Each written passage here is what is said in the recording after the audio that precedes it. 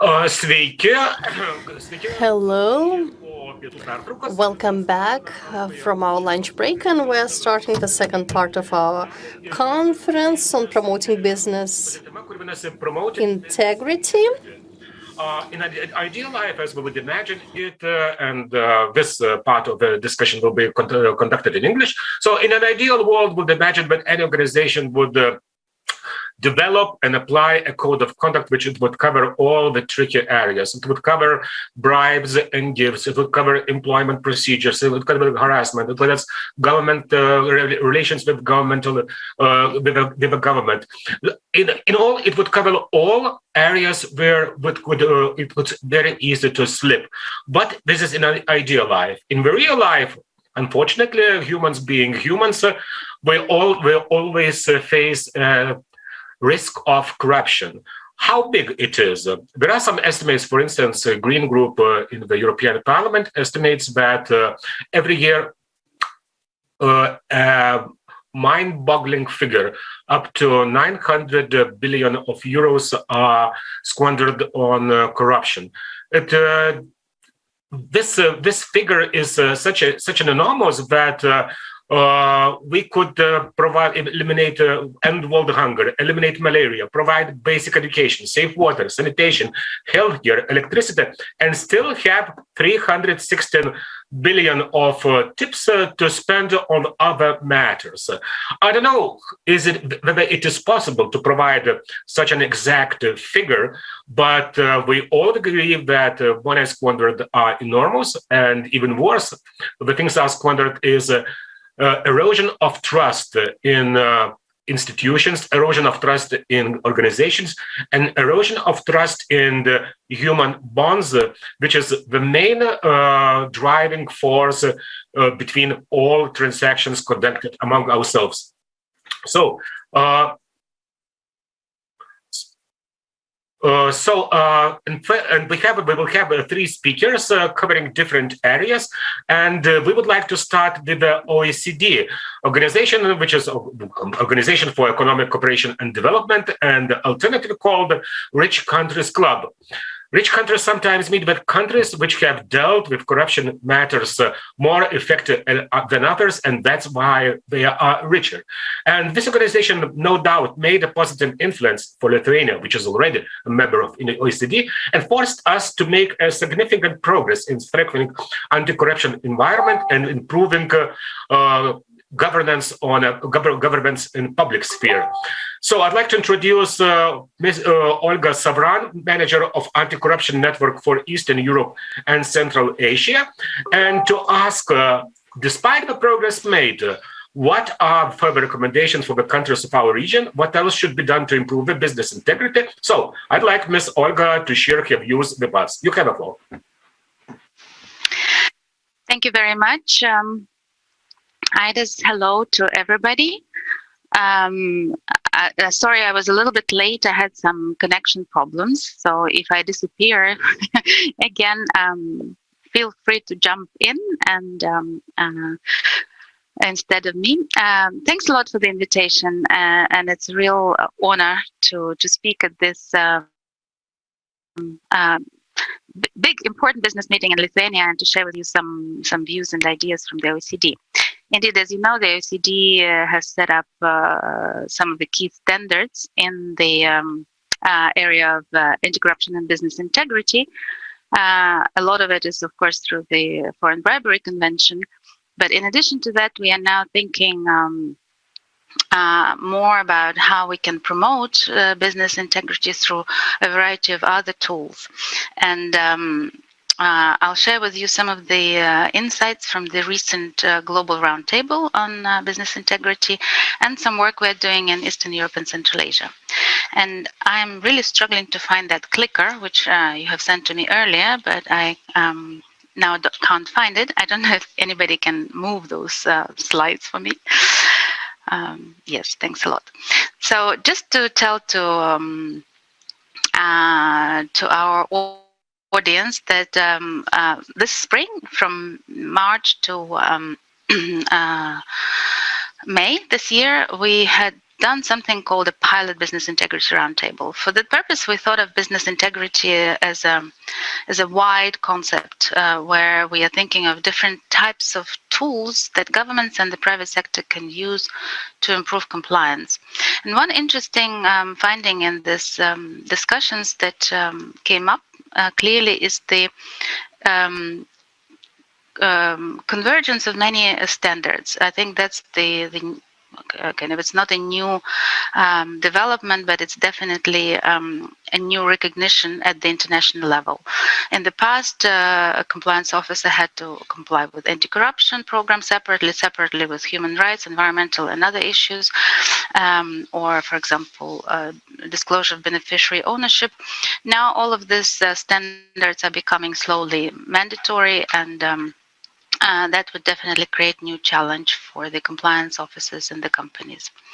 Another important idea that came from this discussion was that the challenge for the compliance officers and companies is now not to comply legalistically speaking with technical requirements, but to find ways to create a compliance culture in their companies. So these were the two big themes that came up, and maybe we can move to the next slide. So based on that, we are now thinking of what we can do further in the future for the next couple of years. And here I wouldn't, of course, go through the whole list of things, but just to say that these are the two areas where actually we want to work together with Lithuania. So one would be the measuring of business integrity, understanding where countries are and what they do, what is good, what is bad, and to put a little bit of pressure on countries meaning governments, of course, in this way. And the other dimension is related to this challenge of creating a culture of environment. So we are thinking of possibly exploring ways to help governments, and by governments I mean anti-corruption agencies, regulators, enforcers, and those who provide different incentives, how they can recognize a good, effective compliance program. Because very often the governments don't have this capacity in themselves. And of course for Lithuania that would be quite important as well to think about that too. So let's move to the next slide. Thanks a lot for helping me. Here I just focus on some of the business integrity work we're doing for the region. So finally coming to the question of our moderator. We did a bunch of surveys in the past, and right now we are doing a new survey of business integrity in our region, and I very much call upon you to join that work. You still can provide your answers. This project is led by Liudas Jurkonis, who you know so well, so please help him to collect more data. Let's move on to the next slide. I wanted to give you some small insight. You can fill that slide fully if you can.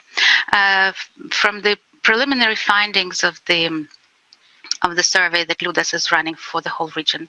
It covers 25 countries of the region, and we asked questions to the governments and to the business associations and to companies about what they do. Of course, we wouldn't go into the details of the slide, but you'll see that governments are pretty happy with the situation. They think they have it all. They think they have reporting channels, they have systems to punish companies for corruption, so everything is yes. Well, actually we don't see that when we do country monitoring. Let's move on to the next slide. And that's the interesting result. Like, they have all the channels, they have all the tools, but when you ask them when they last time received complaints and what they dealt with them, 89% of them saying there's no information about it. So a system which is not enforced, of course, it's a paper system, and that's what we are seeing in the region. Let's move on to the next slide. When we ask business associations about how they see the situation in the region, I think they are quite critical. They do see some improvements, but not a lot. Compared to governments, they are much more pessimistic. Let's move on. and we can fill it completely, that slide. This is an interesting finding. We saw that lack of competition and political corruption and corruption in the judiciary became higher on the agenda of our region. So let's move on. Let's go to the next slide, and we'll see that. Okay, let's even skip that one for the purposes of time. When we ask companies what tools they use to protect themselves from corruption, we see that none of them is using reporting channels that governments were so happy about. They rely upon internal audit mostly. So let's move on to the next slide. Again, when we ask companies how they are applying all the compliance system elements that they have in their own system, in their own companies, or how they use other tools, like, for example, complaining about unethical behavior of their competitors, punishing their own people for internal misbehavior, we can see that more than half of companies never use the tools that they have in practice. So let's move on. So that's the final preliminary conclusion. There's a lot of formality and a lot of paperwork and very little actual practical enforcement of rules that companies and governments have. This was just to give you a taste. Let's move on to the next slide. To give you a taste, because it's only preliminary findings, and if you help us to enrich the data, we would definitely have a better survey. And this survey is very important for us because it gives us an idea of where gaps are, where we need to do more work, and also to trace good examples and positive trends. So here I'll move on to something more specific, and we'll wrap up quickly because it's indeed the recommendation, the question from our moderator. We are now doing a new round of monitoring further in Eastern Europe that doesn't involve Lithuania. We're piloting something new, a new methodology called performance indicators. Let's go to the next slide. This is to give you an idea of how these performance indicators look. There are 13 areas, from anti-corruption policy to enforcement, and one of them is called business integrity. Let's move on to the next slide. Next one, please. And again, next one. Okay. Under this business integrity performance area, we have 5 indicators, and that's where I think the region has to do work. Those indicators include the following. One is the role of corporate governance codes and their enforcement in creating clear requirements to listed companies to manage corruption risks. The other one is about beneficiary ownership,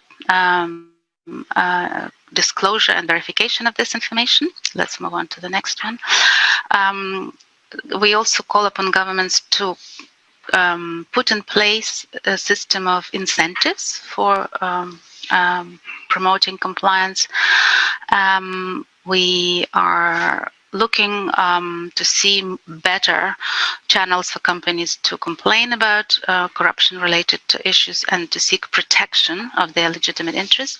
And finally, one big area where improvement is needed is state-owned enterprises, which are a big share of economies in our region and a high risk of corruption.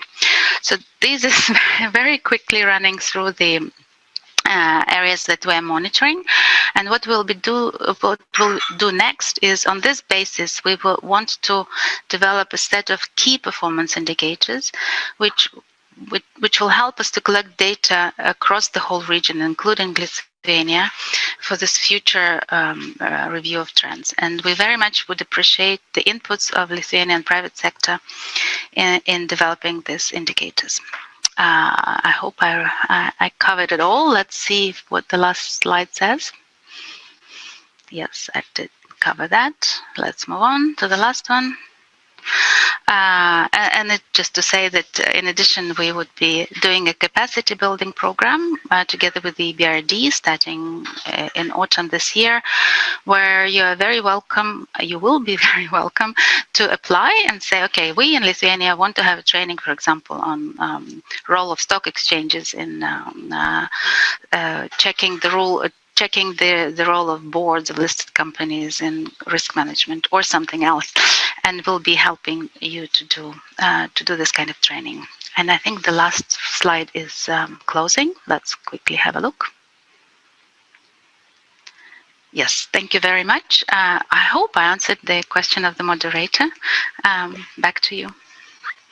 Okay, thank you very much, Olga. And moving on, we talked about monitoring tools which we employed to survey the situation and to measure the situation, let's say, from above. And another way of fighting corruption is, as international business ethics experts suggest, that through collective action initiatives. That means that those businesses who feel that they are becoming vulnerable to unethical standards, unethical practices employed by other businesses, they join up in trying to push these standards into the public sphere and to explain what wrongs are being done by such corrupt practices. In Lithuania, for instance, we have a clear wave sign, which is one of the oldest, but nonetheless, despite being one of the oldest, public surveys show that they consider corruption to be still a major factor in our life. That means either our collective action initiative has not gained yet enough momentum to provide a real impetus, or maybe are missing some key components which we could borrow from successful practices from other countries. And that's where I would like to introduce Gemma Aiolfi, Head of Compliance, Corporate Governance and Collective Action, Basel Institute on Governance. So please go ahead, the floor is yours. Thank you very much. It's a great pleasure to be here. Thank you and good afternoon to everybody in Vilnius. So my name is Gemma Aiolfi, and thank you very much to the organisers and Clearway for the invitation to speak to this panel today, from this panel. I am going to talk about collective action and give you some examples, and perhaps also complement what Olga has said about turning some ideas of what's on paper into a broader tool and giving the potential for helping companies respond to the context that they find themselves in. As the moderator said, collective action isn't necessarily solving all problems because perhaps the issues are more complex and contexts are more complicated to resolve. And hopefully make a bridge to the last speaker on our panel, Willem, who will be talking about, I think, integrating and implementing a culture of integrity. So let's see how we go on all of that. So allow me to make a few introductory remarks and then get on to collective action with some examples. Towards sustainability is today's theme. And this, of course, as a topic, covers a wide range of subjects, many of which have become really urgent in the last year. It's a general term covering everything from environment, climate change, energy, human rights, and underpinning sustainability is the concept that we need to balance society's current interests and the needs in the way that we do business, and that it doesn't compromise the interests and needs of future generations, and that we're protecting our planet. Now, in this panel, we've added the notion of promoting business integrity. So what's the bridge to business integrity and business sustainability? I think that's something we have to think about a little bit before we go into the details here. So business sustainability focuses on a company's ability to conduct its operations and build shareholder value over the long term, but still taking into account the need for short-term results and adapting business strategies and activities to assure long-term value creation. That these all need to align with sustainable business practices. And a key element to all of this, and it's often a legal requirement as well, is developing a culture that embraces ethical values and compliance with the law. In other words, integrity is the foundation on which sustainable business must be built. And without it, there can be no sustainable business, and we won't be heading towards sustainability. So now we also know, and I think this has been hinted at by the moderator, that the reality is that many companies don't always follow the law, let alone apply ethical values. So there's a lot that companies are trying to do, and not all companies are bad. Many are trying to do better and to achieve a sustainable balance in their activities. So what we then have is a series of company scandals, and we read about them all on a daily basis. Massive fines, new laws come about, new regulations. Sometimes companies go bankrupt and they disappear, but it hasn't yet resolved what society expects of companies. And at the same time, the responsibilities of companies continue to grow under the expanding umbrella of sustainability. So what we've seen is, in reality, over the last 10 or 20 years or so, is that corporate integrity can be pushed or coaxed into improving through laws and regulations, but it's not the whole solution. What I'm sure we'll hear more about is leadership by the board and management, with real incentives that aim to achieve high standards of corporate integrity, so that stakeholders and shareholders can rely on what they know about the company. So leadership, integrity, and sustainability can all come together, I would say, in a practical way through collective action. And what I've said up to now isn't particularly new, and it's been said many times before over the last few years. And collective action has also been around for quite some time, but it's really coming into its own at the moment. And we see this particularly with the convergence of sustainability, legal and compliance, and ethical values. And if you doubt any of this, let me draw your attention to events of the last 10 days or so, which are two quite remarkable events, both of which are relevant to promoting business integrity through collective action, which I'll talk about in a moment. So the first is President Biden's memorandum on establishing the fight against corruption as a core United States national security interest. It has put anti-corruption at the heart of US government policymaking. And the president said, and I think this will resonate with people in Lithuania, he said, when leaders steal from their nation's citizens or oligarchs flout the rule of law, economic growth slows, inequality widens, and trust in government plummets. The memorandum also states that the US government will, and I quote, promote partnerships with the private sector and civil society to advocate for anti-corruption measures and take action to prevent corruption. This means that the private sector and civil society working together to prevent corruption will be US government policy. The second unique event that happened last week was the UN General Assembly's special session that for the first time ever discussed corruption. The political declaration that was adopted also includes references to preventing corruption and recognizes, and I quote, the importance of mainstreaming transparency and anti-corruption as a cross-cutting enabler for the broader development agenda, and the need to incorporate anti-corruption measures in the implementation of the United Nations Sustainable Development Cooperation frameworks. The political declaration also specifically references the private sector and ensuring that they are well equipped to conduct business with integrity, transparency, and particularly in their relations with the public sector, in fair competition, and will encourage the private sector to take collective action in this regard. So what we're seeing is a rush towards promoting collective action. It's endorsed by the B20, the G20, the World Bank. It's in the UK Bribery Act guidance, and investors are regarding it as really important too. But what is it? What is it that you're all supposed to be doing? So it's a very wide term involving companies coming together, perhaps amongst themselves as competitors, together with a facilitator to ensure that antitrust issues aren't a stumbling block, but also with other stakeholders. It can be with the government, with civil society, in different combinations. And what are they all doing when they get together? The idea is to tackle shared problems of corruption, raise standards of business integrity, level the playing field between competitors. And how can it be part of business integrity? It's quite simple. Make it part of the corporate compliance program. Companies should include engaging in collective action as a distinct preventive measure that should be considered when there are challenges of fair competition or bribery in markets. It could be in procurement, it could be in business transactions, it could be where you know that, or you have a strong suspicion that a competitor is also paying a bribe. Collective action is a key element of business integrity, It's a proactive approach that can stabilize local markets, strengthen competition, and make companies really attractive for investment, which is something that stakeholders are particularly interested in. So it's got enormous potential. Clearwave is a great example, and I'll talk about that in a moment. And you might have heard of other examples like the Extractive Industry Transparency Initiative, or COST, or Integrity Pacts. Olga mentioned indicators. Indicators of effectiveness of anti-corruption compliance programs is a big topic.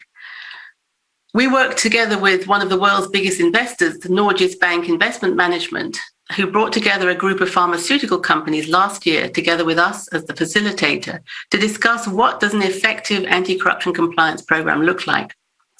We had intensive discussions and came up with a guidance note that's publicly available, and it's got 17 indicators that were worked out by the industry.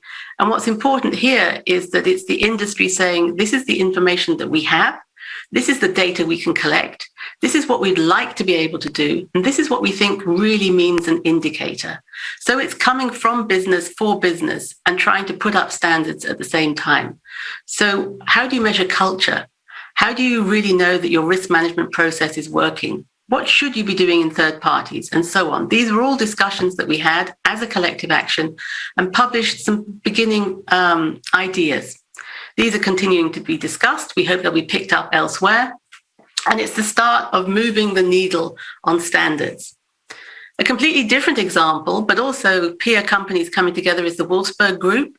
So those are financial industry players who over 20 years ago came together to talk about how to level the playing field in anti-money laundering, particularly in relation to high-risk clients. They met together with Transparency International, and the Basel Institute wasn't yet in force. It wasn't in existence, but the president of our board also helped to convene that group. They bridged the gap between the US and Europe at a time when anti-money laundering standards were quite different on the two sides of the pond. And in the aftermath of 9/11, they became a very important interlocutor for regulators on the financing of terrorism and how the financial sector could contribute to that issue. It also developed the risk-based approach before the international regulator even started to issue its standards, and basically has become an important player. So it shows how far collective action could go. Of course, it hasn't completely stopped and prevented banks from being caught by the regulators, but most banks actually don't want to launder money for criminals, and they want to do the right thing and find out what needs to be done to improve their systems. A third set of collective action initiatives that I'd just like to mention here are local certification initiatives. And this is really in the context of standard setting. Once you've set the standards, once you've self-assessed as a company, you really want to have something in your hand to say, this is a certificate that says that we're a good company and that we're striving to do the right thing. And Clearwave is a good example of that. The Ukrainian Network of Integrity and Compliance is doing something similar. And basically, the idea here is that companies help each other to identify what makes a robust anti-corruption compliance program, how can it be figured out in the markets where they're operating, and how can they help each other to make progress.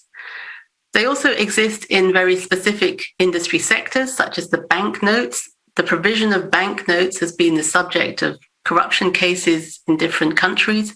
And so the banknotes industry came together to set its own standards and audits as a collective action to improve their anti-corruption compliance programs.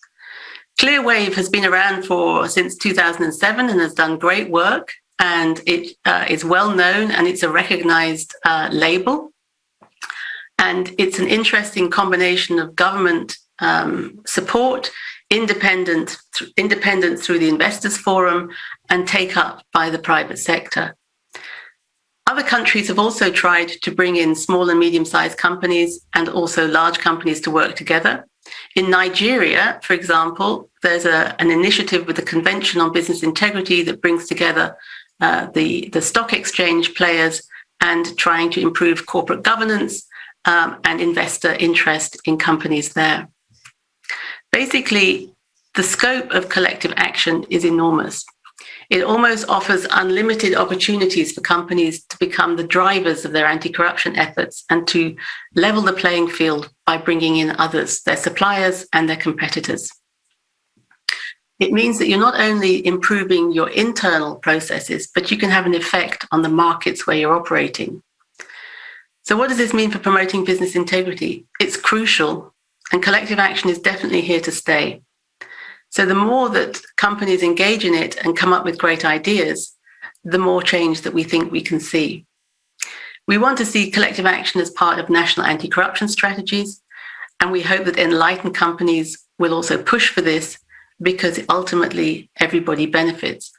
Promoting business integrity in companies is one thing, but we need to promote integrity throughout society, and companies are part of society. Collective action can play its part in that. Corruption is complicated. It's not going to be solved by any one measure, any one approach. We need law enforcement, we need laws, we need compliance, but we also all need to work together, and collective action is a means for that. So thanks very much. It was a pleasure to be part of this panel, and I hope next time in Vilnius itself once more. Thank you. Thank you very much, Gemma, and thank you very much for your insights about the importance and value of collective action. And we can move on to another member of our panel discussion. Before that, I would say, when talking about tackling the corruption, it's always important to disperse with some myths. And one of these myths which are the most persistent is that corruption is endemic only to the public institutions, to the companies which are owned by state capital and so on, whereas corruption is very much present in the private sector as well, and even the transactions conducted between the different entities in private sector. And it is very important to strengthen business integrity inside the organization in order to tackle this. So what are the most important steps in creating ethical business culture in order to prevent that? I'd like to ask Willem Punt, who is anti-bribary and corruption leader at Group Compliance and Operational Risk at ASEAN Bank. So, sir, you have the floor. Thank you very much, and a big thank you to the organisers and Clearwave for inviting me. A big hello from cold and rainy Melbourne. I'm down under, very far away from Vilnius. I would actually love to sit on a square in that beautiful city somewhere and not necessarily be in a be so far down south. I have spent my career the last 20 odd years as an ethics and a compliance officer. And over that period, I'm firmly of the conviction that an ethical culture is at the heart of an effective risk management program. But I think it's also a little bit more than that. It's also at the heart of competitive advantage.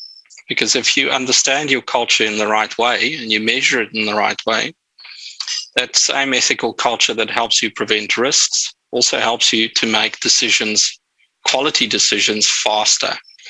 Now, both Olga and Gemma spoke about convergence. So I'll illustrate what I mean in this context of a global convergence of what may be called formal regulation, that's the law, especially in anti-bribary and corruption, and social regulation.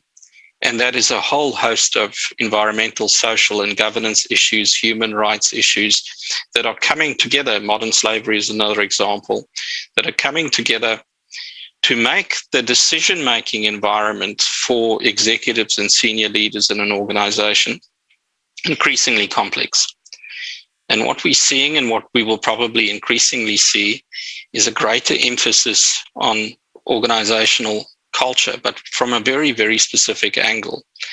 Leaders are increasingly confronted with the question, how do we adopt our values and how do we adopt our values in the organization consistently in a way that allows us to balance in a sustainable way. In other words, it creates long-term value, Olga's concept, and it is commercially viable in the shorter term and compliant. So you find that in the increasingly complex trade-offs in choosing your third parties, choosing your clients, choosing certain products and services, choosing to not have certain products and services. These are the type of trade-offs that most businesses and global business certainly would need to make.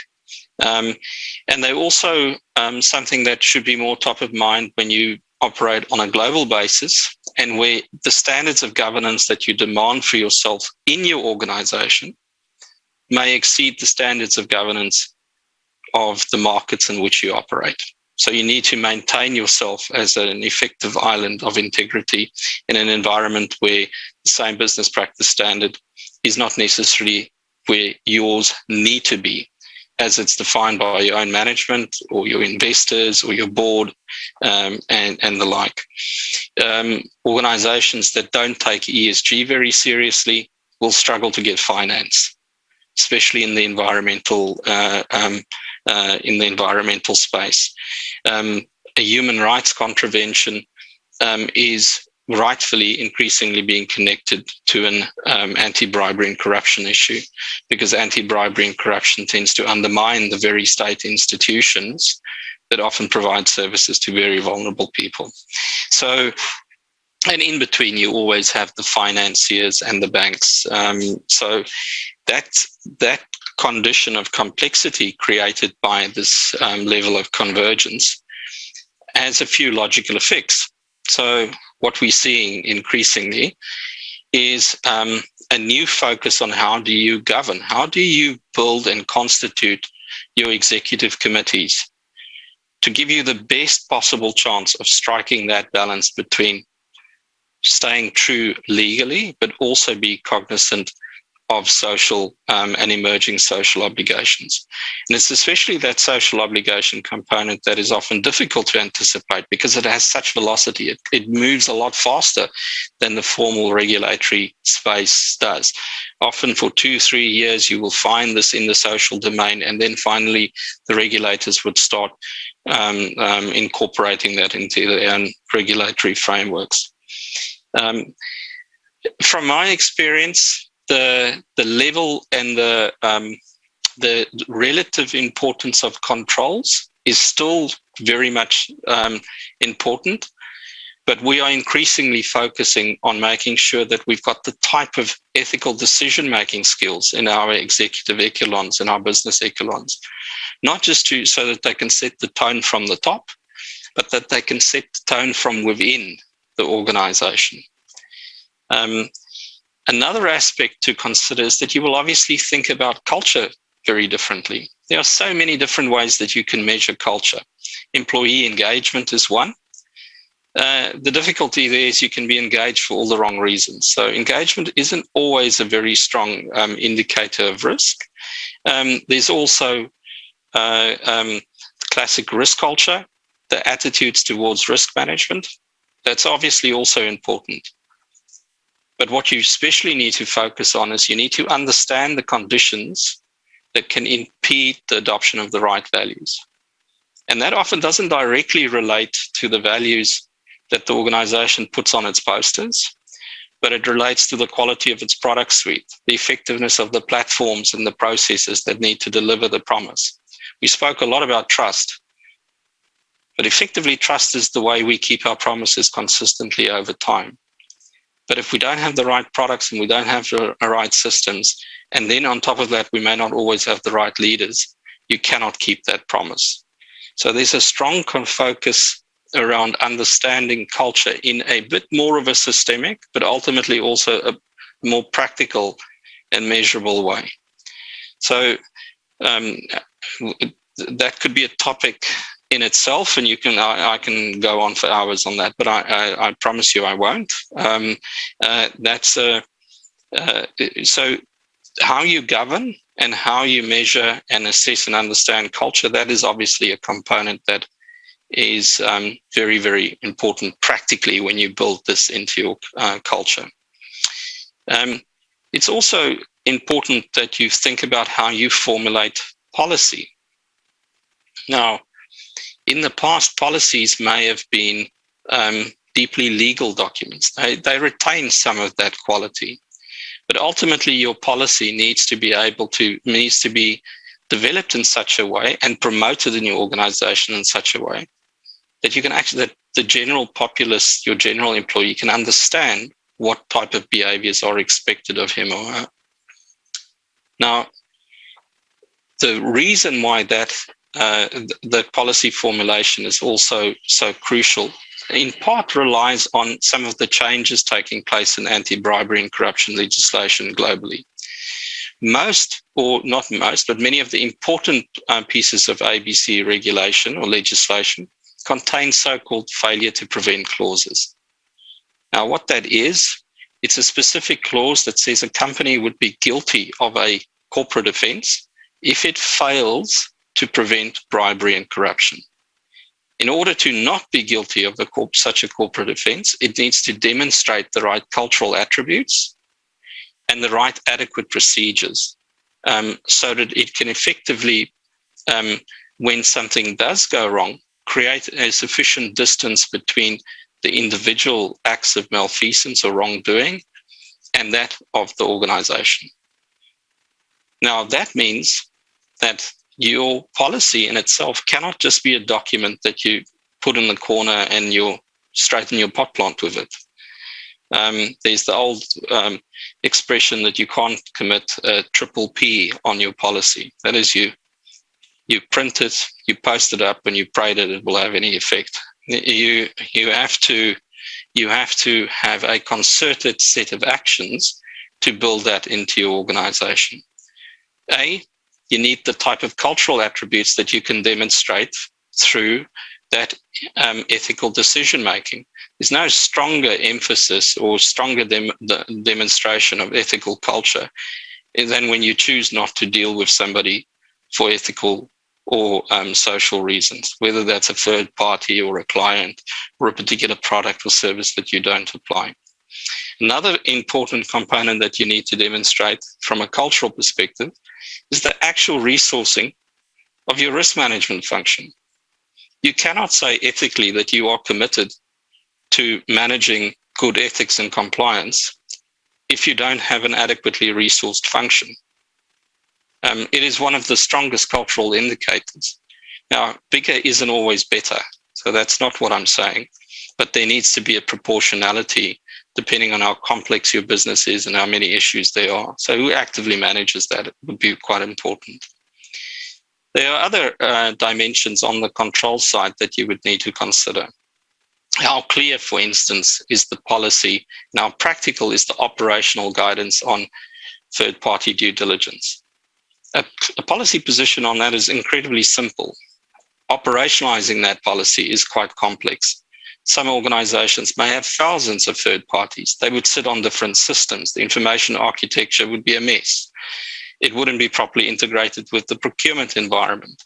Understanding which of those entities just deliver baguettes down at your foyer and which of those entities really require more concerted attention and due diligence, never mind ultimate beneficial and ownership analysis, becomes very complex in particular environments. There are certain ways that you can do it, and a strong ethical culture, and again, becomes a very valuable tool because sometimes you don't need to design the systems in a high degree of detail. You just need ethically aware managers and leaders in various businesses, and they will bring those problematic third parties to you. But the point is, the policy position needs to be clear, and then the policy position needs to be operationalized. Another key component is safe and effective whistleblowing. It's an absolute core part of your process. If you set your standards, you need to enable people to report on deviations of those standards. If people need to rely on protected disclosures and legislation to protect them from victimization, that's usually too late. By the time it gets to that, nobody will use those facilities in any case. So, your risk management function is to actually prevent you ever having to call up a protected disclosures clause in a legislative environment. And I think another key component is around transparency. That relates to gifts, entertainment, but importantly, it also relates to conflicts of interest management through the declaration of financial and ownership interest by employees, but also often through their close relations. The better you are at that, and the better you are at managing the conflict side, the easier it is to prevent the corruption side. Because there's one thing, all corruption starts with a conflict of interest. So the stronger your focus is on that, the better it is. I think lastly, there's the obvious components around control that would be very important. But I think what I would need to emphasize is that increasingly the convergence and the complexity that Olga and Gemma referred to causes us to rethink what a good ethics and compliance officer, or what the composition of that skill set need to be. In the past, one could have argued that it was a purely legal position. But increasingly, that role needs to control the legal dimensions, but it also needs to control social, political dimensions, cultural dimensions, and we haven't spoken about it, technological dimensions that sit at the base of many of these programs. So you can see there's an increasing change in the profile and the nature of what a good ethics and compliance officer would need to be, or how such a team would need to be constituted. My sort of closing remark really is that it's not just about culture. It's about culture and control. The culture component is absolutely crucial, but without controls, you won't have the evidence. And remember what I mentioned about adequate procedures. You must produce the evidence that you're actually doing these things. On the other side, if you only got all the control measures and all the processes, and you don't have the ethical culture, you actually just got an expensive bureaucracy and you've got no risk benefit. So you need to find a balance between those two. It's not about ethics and compliance. It's about ethics or compliance. It's about and. It's not about culture or control. It's about culture and control. So the key thing is how you balance both of those by having this sort of a systematic process that I've sort of very briefly touched on. Mr. Moderator, I think I ran out of time. Thank you very much. It was very interesting, and I really don't mind giving away some minutes since we have some time set. But nonetheless, we are all of us back to the panel discussion, and I'd like to pick up on what Willem said about compliance and control culture and so on, and put another element which is I think sometimes is a little bit missing, is having right expectations.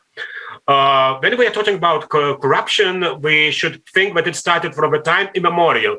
Even Roman's proverb saying that manus manum lavat, the one hand washes another hand, and going forth and forth and forth. So we should probably understand that certain level of corruption, even if we're talking about networking or something like that, is a part of human nature, and it probably won't be extinguished by the next year. But at the same time, we have very high expectations that every party in elections goes with a flag, I'm going to root out all the corruption, and so on and so on. And when we have next survey and the situation hasn't changed or changed a very little bit, people are disappointed because expectations were too high. And I'm wondering, with regard to Olga's quoted most recent OECD study, the progress hasn't been made such as was expected, so probably expectations were too high, or was the progress too little? So one question particular to Olga, and another one philosophical to other two panel participants. Thanks for this question, and I think a part of the answer is in the question. If the expectation from the society is there, that means that the standard is moving ahead of our behavior. And that's a little bit also what Willem said, that society is demanding something and regulators are a little bit slower behind that, which is probably normal. That's how rules are set in the world, and I think our role as of this particular collective action, Clear Wave, or us in the international organizations is to help reflect this demand of the society in the rules as fast as possible and as effective as possible. Yeah, that's, I think, my answer. Okay, back to Gemma and Willem. What your views regarding sometimes too high expectations nurtured towards extinguishing the corruption as well as all the evils out of this good earth? I think so. Thank you very much. It's a great question. So I think it's really important to have high standards and ambitions. That if we don't have those, what are we all doing? It's good to aim high. The aim of having a world free of corruption is probably not realistic, but there's no harm in trying for it. I think it's important to do that.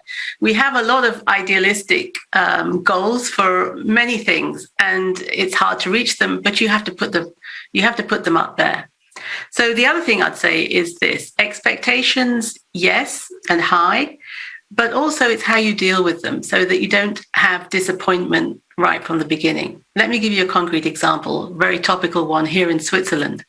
Switzerland is often rated as being a very clean country, low levels of corruption, and so on. But corruption is everywhere, as you say, and it just takes different forms. At the moment, there's been an ongoing scandal here in Switzerland about infrastructure that was built in part of Switzerland over many years, and which involved companies basically agreeing prices, colluding together, and deciding who was going to win the next bid, and so on. Finally, the whistle was blown, and the guy who blew the whistle is very exposed. Switzerland has no whistleblowing protection law whatsoever.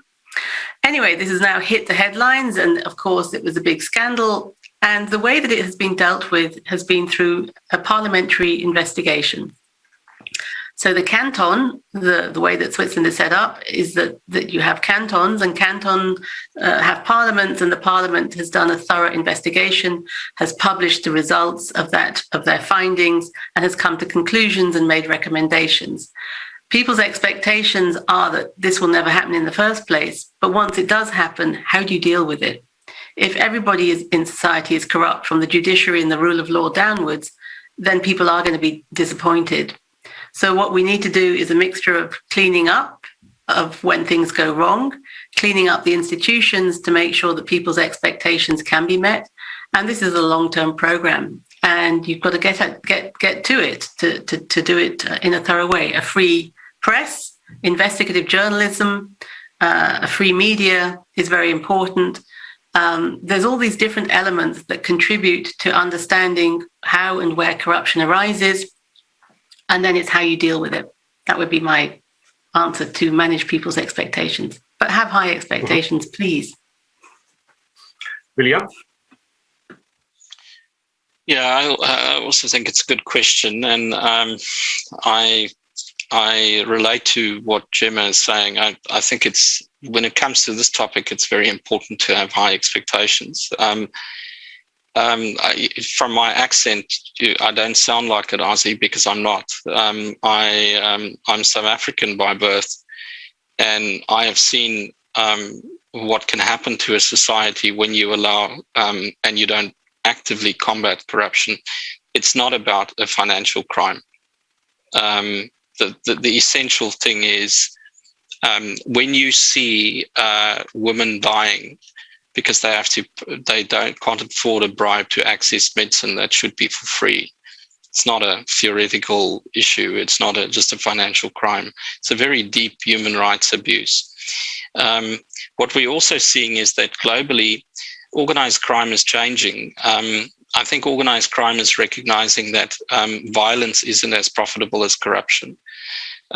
So you're seeing increasingly legitimate business practice and illegitimate business practices converging and intertwining to the point that it's very difficult to distinguish between those entities. Now, I'm not even talking about the practical challenges of differentiating and how you would set your risk appetite per country.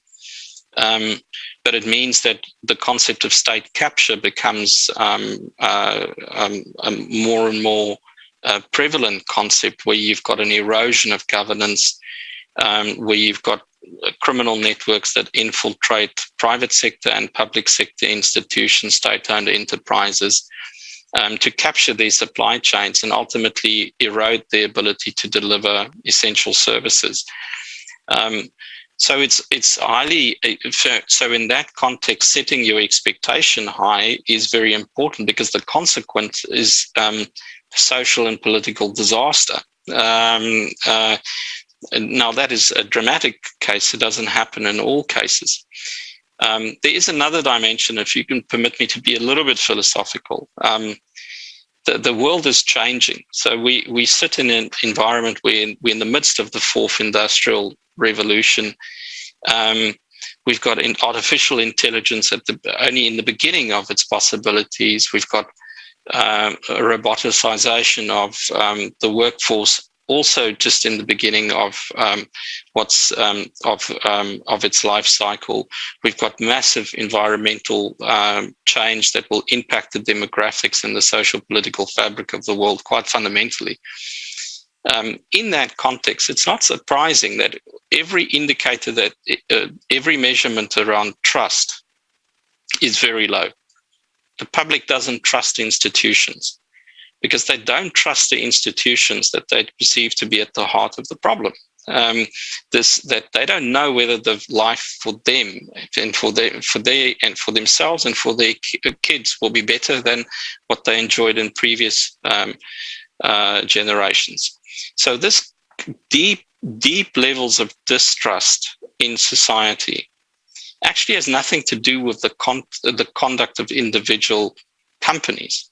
If you then put the conduct of individual companies, the poor conduct or the corrupt conduct of individuals and companies and entities, on top of that distrustful base, you sit with the potential that it's effective like smoking in a petroleum factory, because you already have a growing number of disaffected, distrusting individuals, and on top of that, you have corruption that erodes the capacity of the state to deliver the infrastructure that can give people a better life.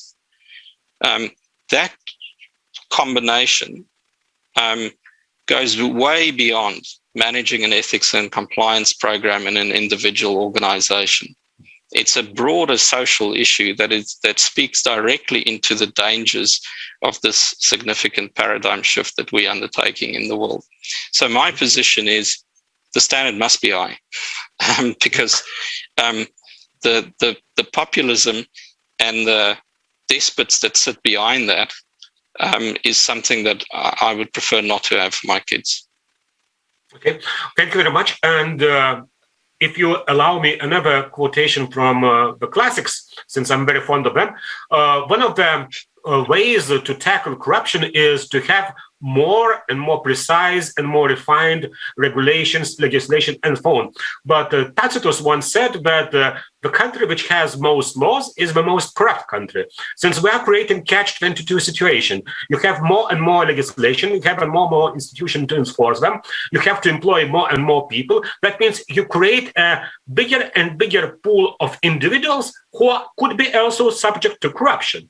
Instead of, so there's how to sense that right balance between rightly employing existing regulations instead of introducing the new ones.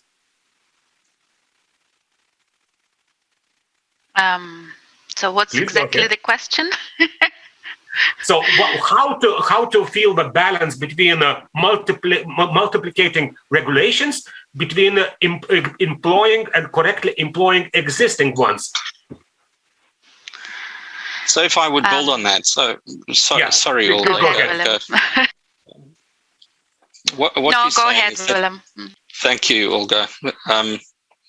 What you're saying is, if you don't take ownership for your ethical conduct, if you don't address social expectations, the only alternative that you generate is more regulation, because you provide the only reasonable response that's then left is the production of more regulation. Now, I agree with you that if you have the problem with regulation, and especially the control infrastructure that's associated with it, is that you cannot fundamentally control yourself out of something you behaved yourself into. There's at a certain point where you can't legislate for ethics. Your legislative framework needs to make provision for extremes, of course, and when you don't adhere to particular standards.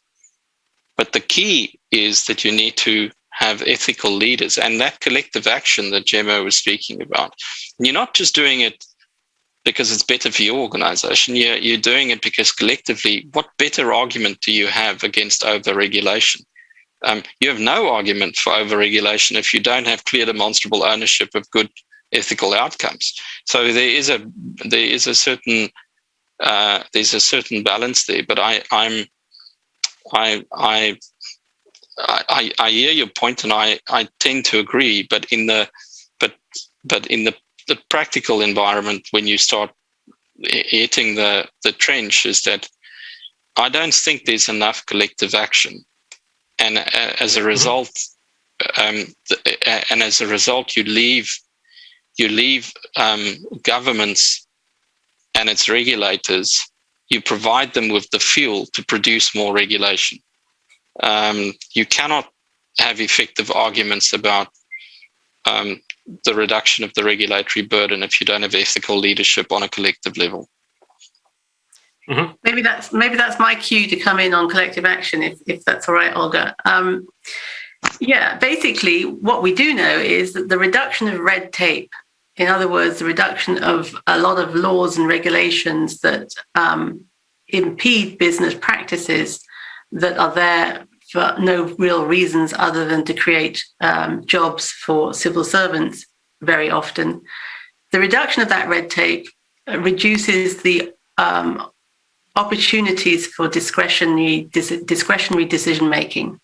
And where you remove those discretions, you have a good chance of reducing corruption. Identifying what it makes sense to get rid of and what it makes sense to keep, because we don't want to get rid of everything in terms of laws and regulations, can be helped through collective action, because you get the business perspective, perhaps together with the government perspective, and figuring out what do we really need here? What do we need to make sure that we have good standards of health and safety, environment, anti-corruption, money laundering, and so on, that are effective and impactful, but are not bureaucratic and creating opportunities for people to demand payments.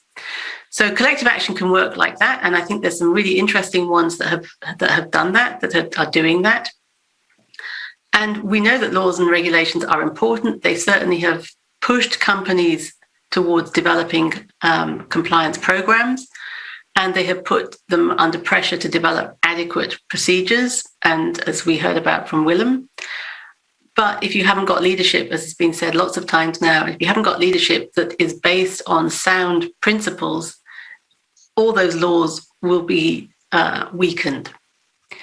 And because, as we know, some companies are better at this than others, collective action can help in that regard too. I can give you another example. We work together with 4 companies that are basically the leaders in their industry. They are companies that build the smelters. So the smelter builders of this world are basically 4 smallish companies that are mostly privately owned. After them come dozens and dozens of companies that are based in India and China. But these companies are the leaders in their field. They had some competitive concerns between them. They thought that maybe not all of them were always playing by the rules. Bringing them together and getting them to discuss what rules do they think that they weren't being followed, identifying what would be best practice, developing good practices for those markets where there are real challenges, regardless of whether there are laws there or not, has resulted in an increase in anti-corruption standards for that industry, I would say. So laws get you so far, but they're not the silver bullet. They're not the answer to everything. And you need other ways and other incentives for companies to come together and do the right thing. So I think we need a mixture of approaches here, and more and more laws is not the answer.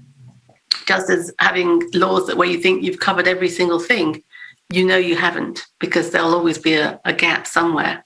So we need other approaches here. Collective action is a possibility. It's not the complete answer, but it's a possibility to help. Olga. Thanks a lot, Willem and Gemma. I think you have covered a lot. I have little to add probably, but I would partly agree and partly disagree with the classics in this case. Of course, we can't fix everything by laws, and piling more rules on top of each other complicates our life. And I myself, I hate when there's so many rules and you have to check so many boxes. But at the same time, I think these rules are needed, laws are needed, and they help us as a society to improve ourselves. That's a reflection of our expectation from our own societies. I was, while my colleagues were speaking, I was thinking of some extreme cases and examples. For example, we were doing a monitoring of Tajikistan at some point in the past, and we asked them about the rules about gifts, and they told us it's impossible to, in our society, to establish such rules or to ban certain things, because it's normal that when some big boss has a wedding, all his staff has to bring him huge gifts, and these gifts are quite impressive. We don't have such traditions further west, like they would give as a gift to the boss of, for example, anti-corruption agency, a car or horse or house, and people who work in the local offices of this particular institution would be expected to go in their free time and build a house and bring construction materials to that person, and I was wondering if that's what they like to keep as a tradition in their society. Of course, if you bring in a rule that simply would say, you're not allowed to do these gifts, of course it will not work. They will find some way to overcome that. There was at some point a rule that Tajikistan itself introduced, and they said that a wedding cannot be bigger than 60 people or something like that. Is it a smart rule? I don't know. I don't think so. Do these people want to change the rule? Are they happy with the situation? Probably the boss is happy, and probably the subordinates are not. Maybe they hope to become bosses and to profit from the same tradition. So I think the question should be really what you as a society want to achieve. Are you happy with the way you live or not? And if you have reached a certain stage of unhappiness, maybe it's time to change the rule. And of course, that rule will then work. That's what I've heard a couple of years ago in Korea, where they were telling that in the past, gifts in the private sector were absolutely a norm, and nobody was arguing against that. And then only at a certain point, when they realized that enough is enough, we can't carry on like that, they would change the rule. And apparently, it did work. So I think I'm a fan of smart rules, good rules, and their enforcement. It's when you don't enforce them, then people are saying, why do we need those rules? When rules work, everybody's happy. Okay, thank you. And probably penultimate or even the ultimate question I'd like to ask is another component of fighting corruption, which I don't think it was covered broadly enough yet. It's public attitude, and public attitude not in the sense that we don't like corruption, we say that it's bad and so on and so on, but instead of, let's say, cancel culture turned positively.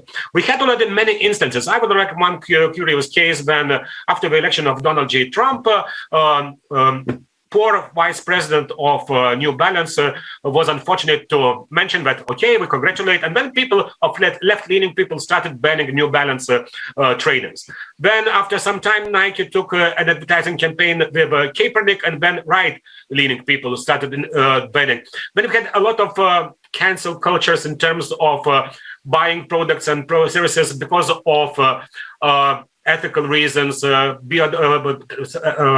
ecological reasons, and so on. Could it be that at some point this new generation will start judge companies according how to behave ethically in terms of corruption? Not only in terms of whether they treat equally genders, not only in terms of whether they cherish our earth, but also whether they do behave ethically in corruption-wise.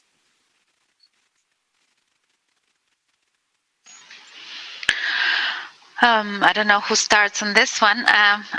Maybe I'll just say that what William was saying earlier is that we are in the middle of this fourth industrial revolution. Indeed, there's more and more direct public participation in kind of new forms of democracy emerging, as we see. Switzerland knows that pretty well because they do have a lot of direct democracy. And when citizens are not happy with the performance of the government, they look for different ways to act. Social media is a great tool that we all have now.